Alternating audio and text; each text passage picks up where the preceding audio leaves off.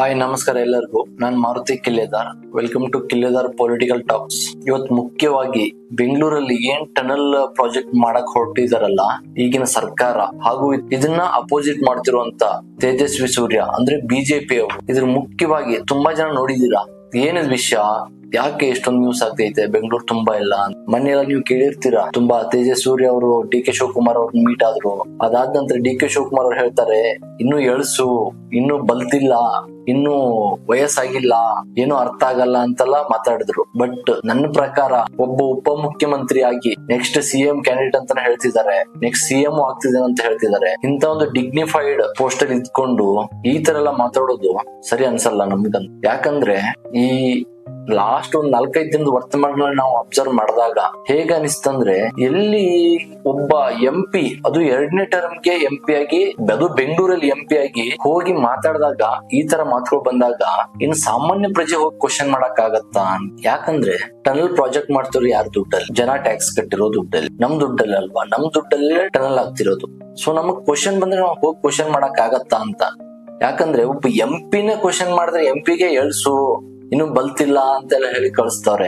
ಇನ್ನು ನಮ್ಮಂತವ್ರು ಏನಾದ್ರು ಹೋಗಿ ಕ್ವಶನ್ ಮಾಡಕ್ ಆಗತ್ತಾ ಅಂತ ಒಂದು ಕ್ವಶನ್. ಇದ್ರ ಜೊತೆಗೆ ಈ ಟನಲ್ ಪ್ರಾಜೆಕ್ಟ್ ಬಂದು 43,000 ಕೋಟಿ, ₹1 ಅಲ್ಲ, ₹2 ಅಲ್ಲ, ಎಷ್ಟ್ ಹೇಳಿ? 43,000 ಕೋಟಿ. ಇದು ಮೇನ್ ಆಗಿ ಉತ್ತರದಿಂದ ದಕ್ಷಿಣಕ್ಕೆ ಮತ್ತೆ ಪೂರ್ವದಿಂದ ಪಶ್ಚಿಮಕ್ಕೆ 2 ಲೈನ್ ಜಾಯಿನ್ ಆಗತ್ತೆ. ನಿಮ್ಗೆ ನಾನು ಒಂದು ಅಂದಾಜಲ್ಲಿ ಹೇಳ್ಬೇಕಂದ್ರೆ ಯಾವ ತರ ಅಂತ, ಒಂದು ಇವಾಗ ಏನ್ ನಾರ್ತ್ ಟು ಸೌತ್ ಮಾಡ್ತಿದಾರಲ್ಲ, ಇದು ಒಂದೇ ಒಂದು 18 ಕಿಲೋಮೀಟರ್ ಪ್ರಾಜೆಕ್ಟ್. ಇದು 18 ಕಿಲೋಮೀಟರ್ ನೆಲದಲ್ಲೇ ಹೋಗುತ್ತೆ ಟನಲ್ ಅಲ್ಲಿ. ಆ ಪ್ರಾಜೆಕ್ಟ್ ಗೆ ಟೋಟಲ್ ಆಗಿ 20,000 ಕೋಟಿ. ಅಂದ್ರೆ ನೀವೇ ಲೆಕ್ಕ ಹಾಕಿ, 1 ಕಿಲೋಮೀಟರ್ ರೆಡಿ ಮಾಡಕ್ಕೆ ಎಷ್ಟು ಕೋಟಿ ಬೀಳುತ್ತೆ ಅಂತ. ಸುಮಾರು 1,000 ಕೋಟಿ ದಾಟಿ ಹೋಗ್ಬಿಡುತ್ತೆ.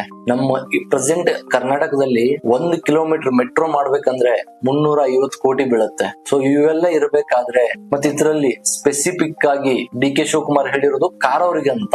ಕಾರ್ ಅವರೇ ಇದ್ರಲ್ಲಿ ಓಡಾಡಕ್ ಆಗೋದು, ಕಾರ್ ಅವ್ರಿಗೆ ಮಾತ್ರ ಪರ್ಮಿಷನ್ ಅಂತ. 18 ಕಿಲೋಮೀಟರ್, ನಾನು ಒಂದ್ ಲೈನ್ ಮಾತ್ರ ಮಾತಾಡ್ತಿದ್ದೀನಿ. 18 ಕಿಲೋಮೀಟರ್ ಹೋಗ್ಬೇಕಂದ್ರೆ, ನೀವು ಒಂದ್ ಕಡೆಯಿಂದ 18 ಕಿಲೋಮೀಟರ್ ಹೋಗ್ಬೇಕಂದ್ರೆ ನೀವು ₹330 ಟೋಲ್ ಕಟ್ಟಬೇಕಾಗತ್ತೆ ನೀವು. ಅದಕ್ಕೆ ತೇಜಸ್ವಿ ಸೂರ್ಯ ಅವರು ಒಂದು ಪ್ರಾಜೆಕ್ಟ್ ರೆಡಿ ಮಾಡಿದ್ರು. ಅವ್ರು ಅದನ್ನ ಕಂಪ್ಲೀಟ್ ಆಗಿ ಡಿ ಕೆ ಶಿವಕುಮಾರ್ ಅವ್ರ ಹತ್ರನೇ ಎಕ್ಸ್ಪ್ಲೈನ್ ಮಾಡಿದ್ದಾರೆ. ಹಾಗೆ ಹೊರಗಡೆ ಪ್ರೆಸ್ ಕಾನ್ಫರೆನ್ಸ್ ಅಲ್ಲೂ ಅದನ್ನ ಎಕ್ಸ್ಪ್ಲೈನ್ ಮಾಡಿದ್ದಾರೆ. ಮುಖ್ಯವಾಗಿ ಇಲ್ಲಿ ನಾನು 2 ಕಡೆಯಿಂದ ನೋಡಿದಾಗ, ಒಂದ್ ಕಡೆ ನಮಗೊಂದು ಕ್ವಶನ್ ಬರುತ್ತೆ. ಯಾಕಂದ್ರೆ ನಾವು ಯೂತ್ ಏನೋ ನಾವು ಸ್ವಲ್ಪ ತಿಳ್ಕೊಂಡಿದೀವಿ, ನಾಲೆಜ್ ಐತೆ ಅಂದಾಗ, ಏನಾದ್ರು ಕಾಂಗ್ರೆಸ್ ಗೌರ್ಮೆಂಟ್ ಇದನ್ನ ಬಿಜೆಪಿ ಅವರು ಅಪೋಸ್ ಮಾಡ್ತಿದಾರಂತ ಹೇಳಿ ಏನಾದ್ರು ಎದೆಗ್ ತೊಗೊಂಡ್ಬಿಟ್ರ ಅಂತ.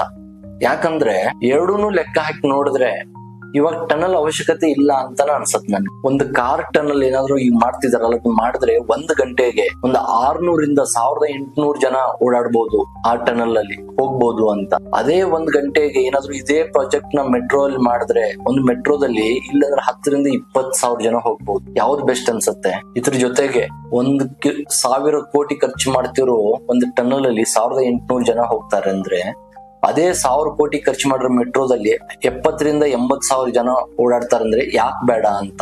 DPR ಪ್ರಕಾರ ಟನಲ್ದು ಒಂದು ಟೋಲ್ ₹330 ಐತೆ. ನೀವು ಅಪ್ ಅಂಡ್ ಡೌನ್ ಮಾಡ್ತೀರಂದ್ರೆ ₹630 ಕಟ್ಟಬೇಕಾಗತ್ತೆ ನೀವು. ಅದೇ ನೀವು ಮೆಟ್ರೋ ಆದ್ರೆ ಬಾಳ ಆದ್ರೆ ₹200 ಹೋಗಿ ಬಂದ್ಬಿಡ್ತೀರಾ. ಪ್ರೆಸೆಂಟ್ ಆಗಿ ಅದ್ರಲ್ಲೂ ಡಿ ಕೆ ಶಿವಕುಮಾರ್ ಅವ್ರ ಒಂದು ಮಾತು ಹೇಳಿದ್ರು, ಇವಾಗೆಲ್ಲ ಕಾರ್ ಇದ್ರನ್ನೇ ಹೆಣ್ ಕೊಡೋದು, ಮನೇಲಿ ಕಾರ್ ಇದ್ರನ್ನೇ ಮನುಷ್ಯ ಓಡಾಡಕ್ಕೆ ಒಂದು ಬೆಲೆ ಇರೋದು ಅಂತ. ಬೆಂಗಳೂರಲ್ಲಿ ಇತ್ತೀಚೆಗೆ ತೇಜಸ್ವಿ ಸೂರ್ಯ ಅವರು ರಿಪೋರ್ಟ್ ಕೊಟ್ಟಿದ್ದಾರೆ. ಬೆಂಗಳೂರು ನಮ್ದೇನು RTO ಇರುತ್ತಲ್ಲ, ಅಲ್ಲಿಂದ ರಿಪೋರ್ಟ್ ಕೊಟ್ಟಿರೋದು. ಬೆಂಗಳೂರಲ್ಲಿ ಪ್ರೆಸೆಂಟ್ ಆಗಿ 12% ಜನರ ಹತ್ರ ಮಾತ್ರ ಕಾರ್ ಇರೋದಂತೆ. ಇನ್ನು ಉಳಿಕಿದವರೆಲ್ಲ ಎಲ್ಲಿ ಓಡಾಡ್ಬೇಕು ಅಂತ.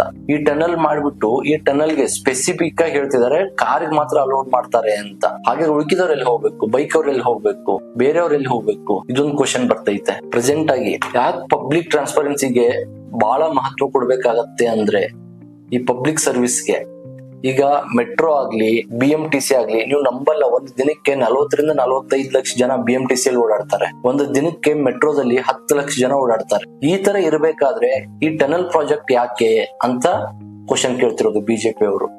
ಇಲ್ಲಿ ಒಂದ್ ಕ್ವಶನ್ ಬರತ್ ನನ್ಗೆ. ಇವಾಗ ಬಿಜೆಪಿ ಅವರು ಇದನ್ನ ಅಪೋಸ್ ಮಾಡ್ತಿದ್ದಾರೆ, ಕಾಂಗ್ರೆಸ್ ಅವರು ಇದನ್ನ ನಾವು ಮಾಡೇ ಮಾಡ್ತೀವಿ ಅಂತ ಹೋಗ್ತಿದ್ದಾರೆ. ಇನ್ನು ನೆಕ್ಸ್ಟ್ ಕಾಂಗ್ರೆಸ್ ಟರ್ಮ್ ಎಷ್ಟಿರೋದು? 2.5 ವರ್ಷ ಇರೋದು ಟರ್ಮ್. ಸೊ ನನ್ ಕ್ವಶನ್ ಏನಂದ್ರೆ, ಈ 43,000 ಕೋಟಿ ಪ್ರಾಜೆಕ್ಟ್ ಈ ನೆಕ್ಸ್ಟ್ 2.5 ವರ್ಷದಲ್ಲಿ ಮುಗಿಯತ್ತಾ? ಸಪೋಸ್ ಏನು ನೆಕ್ಸ್ಟ್ ಟರ್ಮ್ ಅಲ್ಲಿ ಬಿಜೆಪಿ ಅವ್ರು ಬಂದ್ರು ಅಂತ ಇಟ್ಕೊಳ್ಳಿ, ಬಿಜೆಪಿ ಅವ್ರಿಗೆ ಈ ಪ್ರಾಜೆಕ್ಟ್ ಇಷ್ಟ ಆಗಿಲ್ಲ, ಯಾಕಂದ್ರೆ ಇದು ಸ್ಟೇಟ್ ಗೌರ್ಮೆಂಟ್ ಫಂಡೆಡ್ ಪ್ರಾಜೆಕ್ಟ್. ಇದು ಬಿಜೆಪಿ ಅವ್ರಿಗೆ ಈ ಪ್ರಾಜೆಕ್ಟ್ ಇಷ್ಟ ಆಗಿಲ್ಲ ಅಂತ ಇಟ್ಕೊಳ್ಳಿ, ಬಿಜೆಪಿ ಅವ್ರು ಇದು ನಮಗ್ ಬೇಡ ಅಂತ ಅರ್ಧಕ್ಕೆ ನಿಲ್ಸ್ಬಿಟ್ರು ಅಂದ್ರೆ ಇಲ್ಲಿ ಏನ್ ಹೋಗುತ್ತೆ?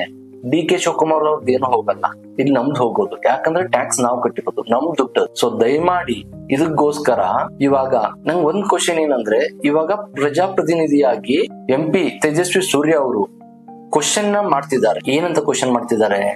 ನಮಗ್ ಕೆಲವೊಂದು ಆನ್ಸರ್ ಸಿಗ್ತಿಲ್ಲ ಇವ್ರ ಕಡೆಯಿಂದ, ಕಾಂಗ್ರೆಸ್ ಗೌರ್ಮೆಂಟ್ ಕಡೆಯಿಂದ ಅಥವಾ ಈ DPR ಯಾರು ರೆಡಿ ಮಾಡಿದಾರೆ ಅವ್ರ ಕಡೆಯಿಂದ ನಮ್ಗೆ ಆನ್ಸರೇ ಸಿಗ್ತಿಲ್ಲ ಇವಕ್ಕೆ ಅಂತ. ಸೊ ದಯಮಾಡಿ ಇದನ್ನ ಕ್ಲಾರಿಫೈ ಮಾಡಿಸಿ, ಇದನ್ನ ಕ್ಲಾರಿಫೈ ಮಾಡಿ ಜನಕ್ಕೆ ಏನೆಲ್ಲ ಕ್ವಶನ್ ಬರ್ತಿದಲ್ವ ಅದಕ್ಕೆ ಕ್ಲಾರಿಟಿ ಕೊಡಿ.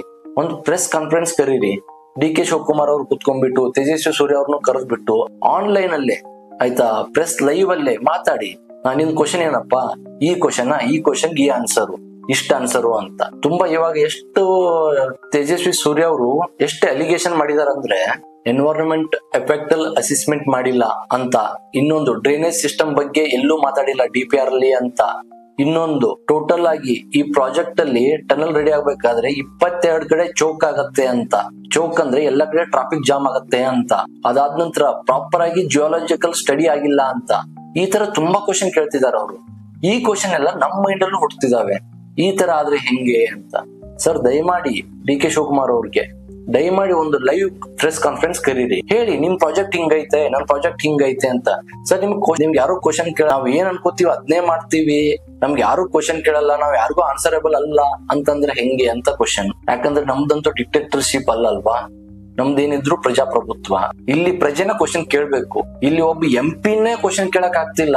MP ಕ್ವಶನ್ ಕೇಳಿದ್ರೇನೆ ನೀವು ಎಳ್ಸು, ಚಿಕ್ಕ ಹುಡುಗ, ಇನ್ನು ಬಲ್ತಿಲ್ಲ ಅಂತೆಲ್ಲ ಹೇಳಿ ಕಳಿಸ್ತಿದೀರಾ. ಇನ್ ನಮ್ಮಂತವ್ರು ಕಾಮನ್ ಪೀಪಲ್ ಏನಾದ್ರು ಬಂದ್ ಕ್ವಶನ್ ಕೇಳಿದ್ರೆ ನಮ್ ಕತೆ ಏನಾಗ್ಬೋದು ಅಂತ. ಇವಾಗ ನಮ್ ಕರ್ನಾಟಕದಲ್ಲಿ, ಅದು ಬೆಂಗಳೂರು ಸಿಟಿಯಲ್ಲಿ ಯಾವ ಸಕ್ಸಸ್ ಆಗಿ ರನ್ ಆಗ್ತಾ ಇದೆ ಅಂದ್ರೆ ಮೆಟ್ರೋ. ಚಿಕ್ಕ ಹುಡುಗರು ಹೇಳ್ತಾರೆ ಇವಾಗ, ಸರ್ ನಮ್ ಫ್ರೆಂಡ್ ಸರ್ಕಲ್ ಅಲ್ಲಿ ಎಷ್ಟೋ ಜನ ಗೌರ್ಮೆಂಟ್ ಎಂಪ್ಲಾಯ್ ಇದ್ದಾರೆ. ಇವಾಗ ಯಾರು ಒಬ್ರು ಕಾರ್ ಎತ್ತಲ್ಲ ಹೊರಗಡೆ, ಎಲ್ಲರೂ ಸುಮ್ನಿರ್ಗುರು, ಈ ಟ್ರಾಫಿಕ್ ಅಲ್ಲಿ ಯಾರು ಕಾರ್ ಓಡಿಸ್ತಾರೆ, ಆರಾಮಾಗಿ ಮೆಟ್ರೋ ಹೋಗಿ ಬಂದ್ಬಿಡ್ತೀನಿ ಅಂತಾರೆ. ಈಗ ಒಂದ್ ಸಕ್ಸಸ್ ಆಗಿ ನಮ್ಮ ಕಣ್ಮುಂದೆ ಎಕ್ಸಾಂಪಲ್ ಇದ್ದಾಗ ಅದನ್ನೇ ಫಾಲೋ ಮಾಡ್ಕೊಂಡು ಹೋಗೋದ್ ಬಿಟ್ಟು ಈ ಟನಲ್ ಪ್ರಾಜೆಕ್ಟ್ ಯಾಕೆ ಬಂತು ಅಂತ, ಮತ್ತೇನೋ 5,000 ಕೋಟಿನೋ ಏನೋ 2,000 ಕೋಟಿನೋ. ಸರ್ 2,000 ಕೋಟಿನೇ ಅಂದ್ರೇನೆ ಎಷ್ಟೋ ದೊಡ್ಡ ಅಮೌಂಟ್ ಆಯ್ತು. ಅದ್ರಲ್ಲಿ ಇದು 43,000 ಕೋಟಿ. ಆ ಅಮೌಂಟ್ ಕೇಳಿದ್ರೆ ಗಾಬರ ಆಗತ್ ನಮ್ಗೆ. ಅಂತದ್ರಲ್ಲಿ ಈ ಅಮೌಂಟ್ ನ ನೀವು ಸ್ಟಾರ್ಟ್ ಮಾಡಿಸಿ, ಪ್ರಾಜೆಕ್ಟ್ ನ ಬಿಜೆಪಿ ಅಪೋಸಿಟ್ ಮಾಡ್ಕೊಂಡು ಸ್ಟಾರ್ಟ್ ಮಾಡಿ, ಸಪೋಸ್ ಈ ಪ್ರಾಜೆಕ್ಟ್ ಏನಾದ್ರು ಸ್ವಲ್ಪ ಸ್ಟಾರ್ಟ್ ಆಗಿ ನೆಕ್ಸ್ಟ್ ಬಿಜೆಪಿ ಗೌರ್ಮೆಂಟ್ ಬಂದು ಅವ್ರು ನಾವು ಮಾಡಲ್ಲಪ್ಪ, ನಮ್ಗೆ ಈ ಪ್ರಾಜೆಕ್ಟ್ ಇಷ್ಟ ಆಗಿಲ್ಲ, ಇದೆಲ್ಲ ಫೇಲ್ಯೂರ್ ಪ್ರಾಜೆಕ್ಟ್, ಇದನ್ನ ಸೈಡ್ಗೆ ಇಡ್ತೀವಿ ಅಂತ ಇಟ್ರಂದ್ರೆ ದುಡ್ಡು ಯಾರ್ದು ಹೋಯ್ತು ಅಂತ? ದುಡ್ಡು ನಮ್ದು ಸರ್, ಅದು ನಾವು ಕಟ್ಟಿರೋ ಟ್ಯಾಕ್ಸ್ ಅಲ್ವಾ. ಹಂಗಾಗಿ ದಯಮಾಡಿ ನೀವು ಕುತ್ಕೊಳ್ಳಿ, ಅವ್ರ ಜೊತೆ ಕುತ್ಕೊಂಡ್ಬಿಟ್ಟು ಮಾತಾಡಿ, ಒಂದು ಪ್ರೆಸ್ ಕಾನ್ಫರೆನ್ಸ್ ಕರೀರಿ.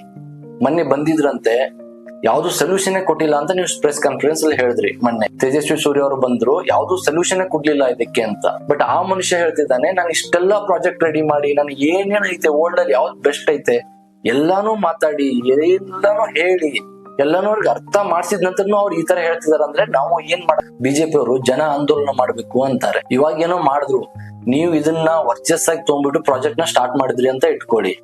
ನೆಕ್ಸ್ಟ್ ಟರ್ಮ್ಗೆ ಏನಾದ್ರು ಕಾಂಗ್ರೆಸ್ ಬರ್ಲಿಲ್ಲ, ಬಿಜೆಪಿ ಬಂದ್ರೆ ಅವ್ರು ಈ ಪ್ರಾಜೆಕ್ಟ್ ನಮ್ಗೆ ಬೇಡಪ್ಪ ಅಂತ ನಿಲ್ಸಿದ್ರು.